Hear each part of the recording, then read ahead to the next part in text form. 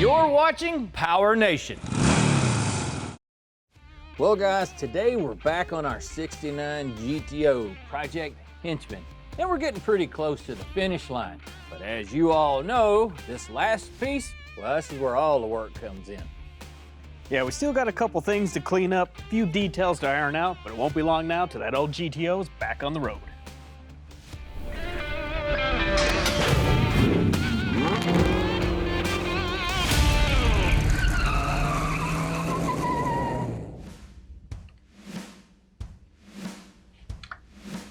They make a special wrench for this. Try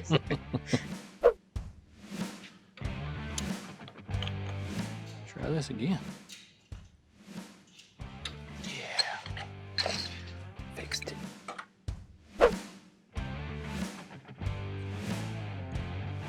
LS swaps are pretty common, and what you'll run into is you've got late model wiring and probably like a standalone harness, and then you've got the vehicle harness. So what we're needing to do is connect our dash to the engine, and our car just had a switch on the oil pressure. So we've got this simple little adapter here with the sensor screwed into it, and what we've chosen to do is use the location right above the oil filter.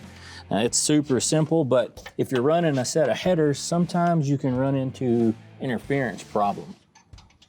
How's it going over there, boss man? I'm just kind of working on a few of these tight spots near the firewall, because here in a little bit we're gonna be trying to put our front sheet metal on, so stuff like those fuel fittings down there and this brake line, it's easier to tighten them up now than when we get all that stuff on the front.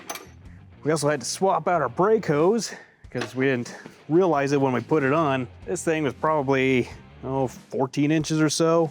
Sometimes what you can run into on that is these little brake lines will get caught in between your shocks or your other suspension components, and it'll actually pinch them, so we went ahead and shortened up those hoses. It also looks a little bit better too. Is that them valve covers you had to modify slightly? Yeah. Joys of hot rodding, isn't it? They look pretty sharp though. Patent pending. Yeah. Man, there's just something about a nice clean engine bay though. It's kind of some of that stuff that goes unnoticed. You know what I mean? Yeah, when it looks good, you don't really notice it, but when it looks bad, it's blatantly obvious. Yeah. We're gonna go ahead and solder this for extra good measure. As that blonde chick said, that's hot. Try and find the path of least resistance here. This is our primary key hot and power wire to our fuel pump that runs back to the tank. It's gotta come through the firewall. Try to keep it out of the way of the foot pedal so it don't get pinched. Might have to extend it a few, but as is life. Just run this right down the edge of the floorboard. Yeah, we're gonna need another 7 or 8 feet probably. Always give your connections a good test pull. Oh yeah.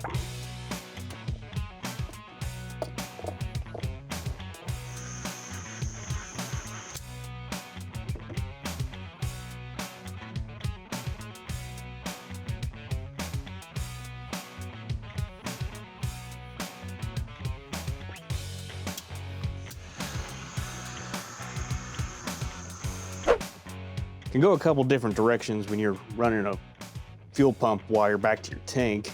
Technically right now we could drill a hole right there, but put all that work into that nice trunk spatter paint job, I'd hate to drill a hole right through and have to put a grommet and just be a little bit of an eyesore. So I think our best route is just go ahead and run our fuel pump wire all along the taillight harness, extend it out to the fuel pump wire, call that good. Definitely gonna need some more length. Story of my life.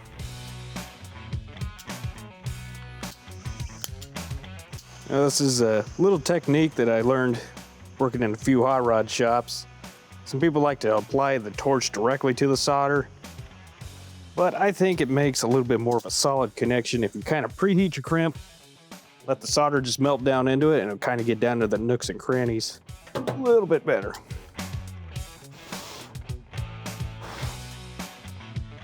And wiring is one of those things where There's more than one way to skin a cat.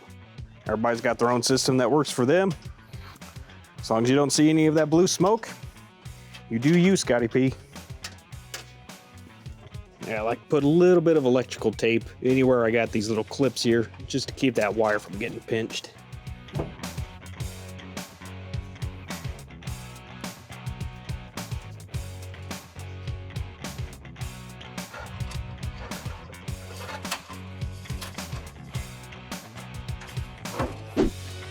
Little trick of the trade here.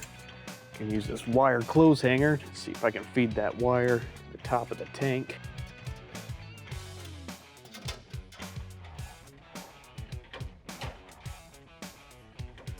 Yahtzee. So we're just gonna use a butt connector and some heat shrink, call this thing done. Gotta hold your tongue just right. There we go. Sounds like it's about to get pretty dead in here. We got plans to put some pretty trick interior into this old Pontiac. I won't give away too much, but what I will say, it'd be a shame to put all that nice, brand new interior on this junky old insulation, so I'm gonna get this crap ripped out of here.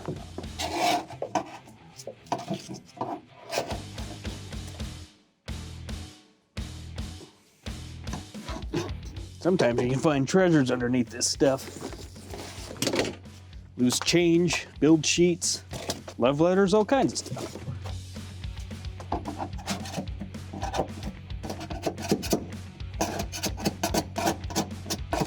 I don't think I've ever seen a GMA body with this solid of a floor in my entire life.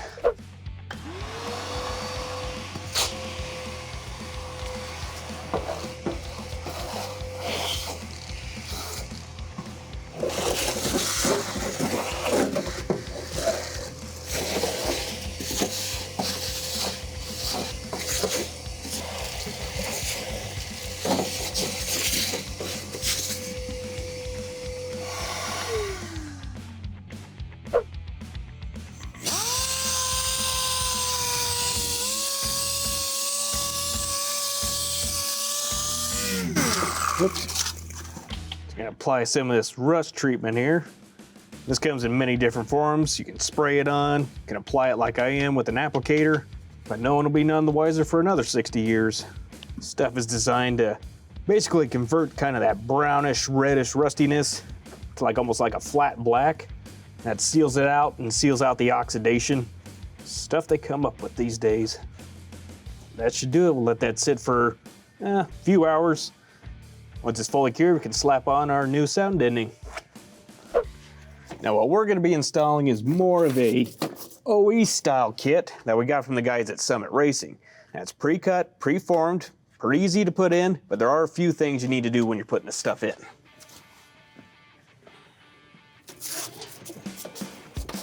Sometimes with even these direct fit kits, they give you a little bit extra, so some trimming may be required. This one's not fitting too shabby. Might lighten up the edges a little bit. Now since this GTO is gonna have black interior, black paint, and black chrome, it's gonna be prone to be exposing itself to some heat. So it's gonna get hot in this thing. So this sound deadening and this extra insulation will at least give us somewhat some temperature control. You can see on little spots like this where it bunches up, just chop a little relief cut. There we go. It'll sit in there a little more nice and flat.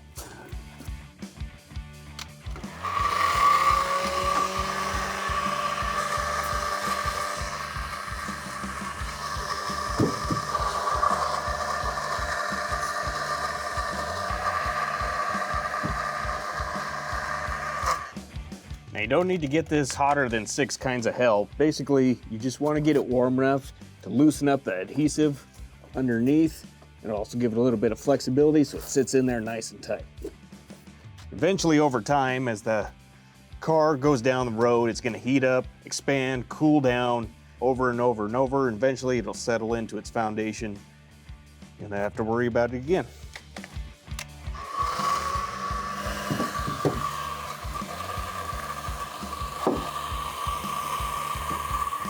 One piece done. fairly nicely.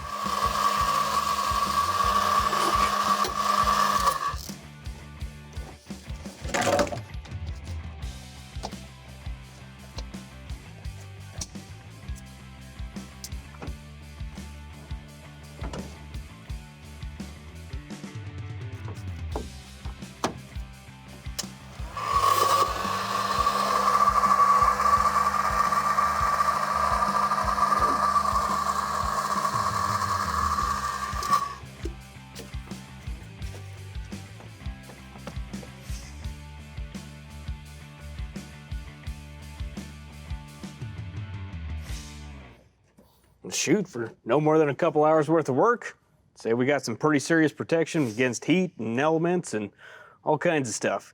Gonna be one sweet summer cruiser. Just gotta get the AC working now. Up next, we're gonna have to iron out a few wrinkles, literally.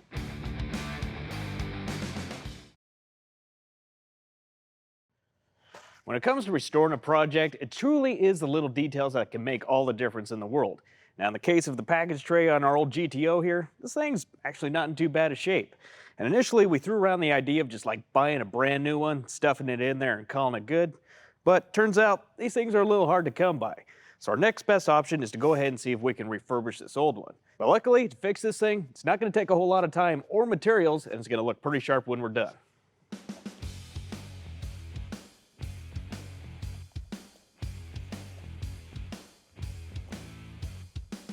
It's definitely one of those times where it's more of a marathon than a sprint. Don't want to go ripping this stuff off like it's Velcro, trying to preserve it as much as you can. This mesh will break and crack if you get too aggressive with it. There is a little bit of a technique to this. You want to kind of use the mowing the lawn technique, where you're just going all the way down, all the way back, and that's going to allow for a nice even pull across the entire thing.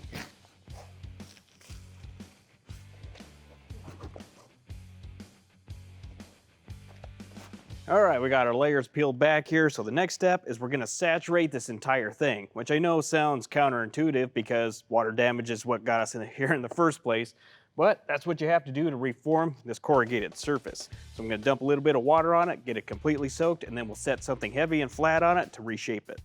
Can use a spray bottle here, and if I could find one, I would totally be using it.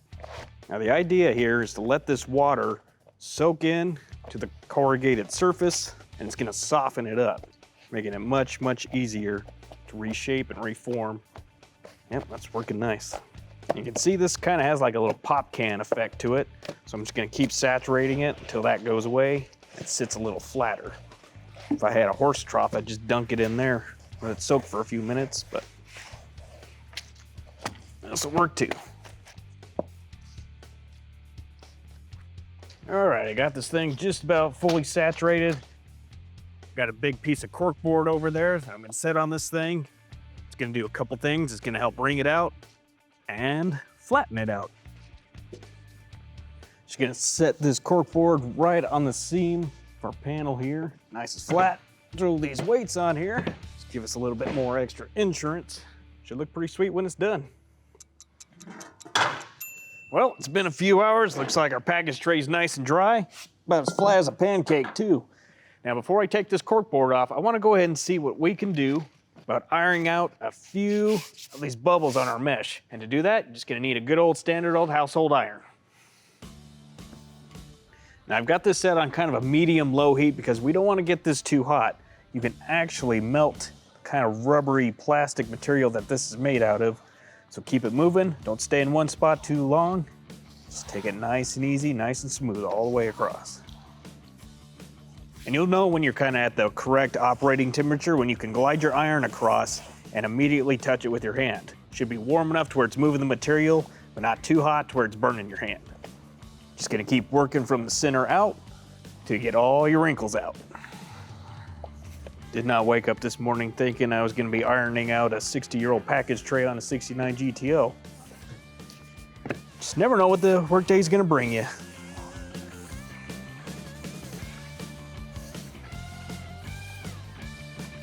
All right, better get that back into Tommy's dressing room before he gets fussy. Well, with everything flattened out, we're good to start doing some gluing.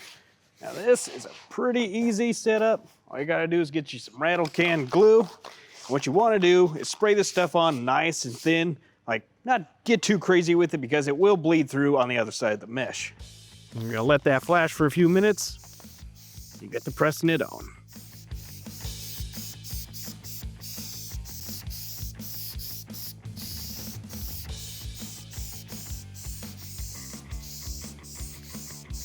All right, we'll let that sit for a few minutes until it's dry to the touch. All right, looks like our glue is all set up, so we're gonna glue this thing down from the center out.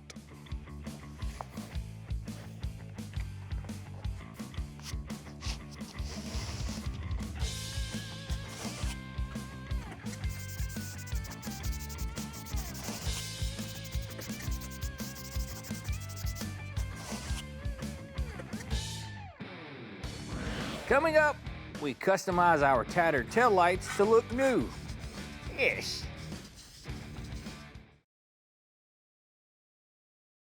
With our old Pontiac here, we need to take care of our tail lights so that we can get them installed in the car and make a little more progress. Now, I'm kind of astonished that these things are in such bad shape considering the car that we bought. That was kind of a low mileage car. It was in really good shape. And you look at these and they've got quite a bit of corrosion on them. They're all pitted up. With all that corrosion all the way around the bezel in here, it's kind of flaked up. So I want to shape that stuff up. Then I'll get these sandblasted and then spray on some textured paint.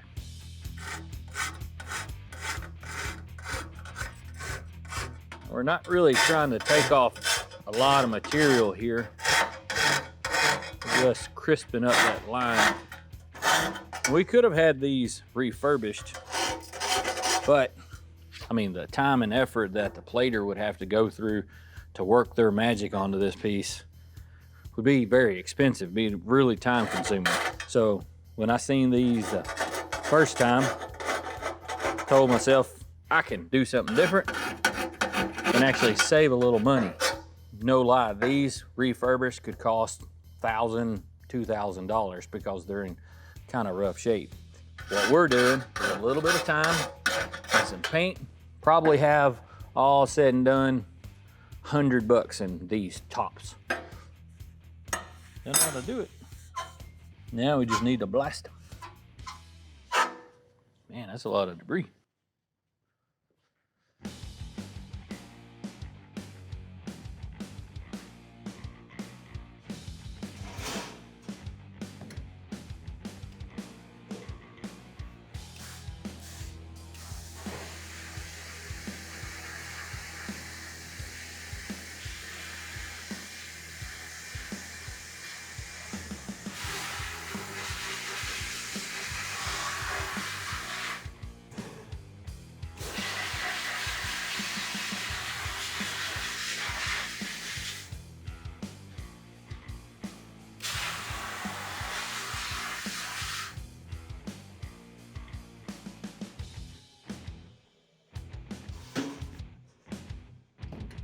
Oh yeah.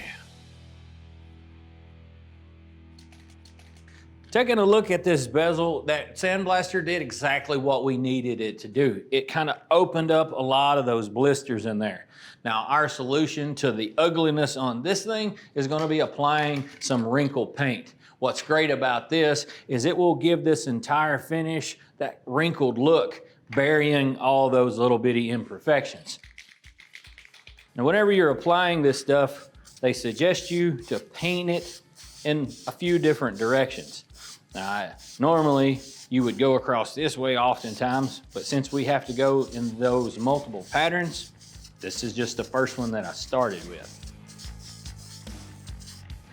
Come in at a different angle. If you notice, this is kind of a 45 degree. This helps to ensure that you get all the coverage that you're looking for. Plus, for this wrinkle finish to work correctly, it needs to have a decent amount of material on it. Now, we're sitting here in this fancy paint booth, and you don't really have to have one of them to do this type of project. However, you do want to make sure that you do have plenty of ventilation. Now we're gonna use this fancy heat gun. Basically just turn it on high heat, start this thing warming it up, and you'll notice that the wrinkle will begin, and we'll basically walk it all the way across this panel.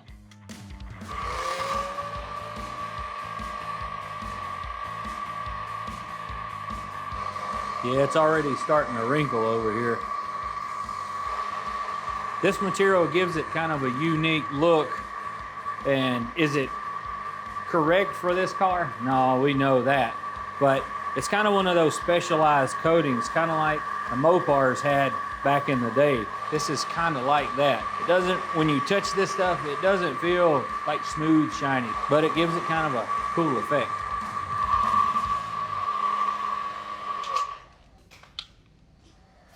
Well, we've made some pretty good progress for the day, and I have to say I'm pleased with the transformation that our tail light here has made, especially whenever you factor in we only spent about an hour and about 20 to 30 bucks.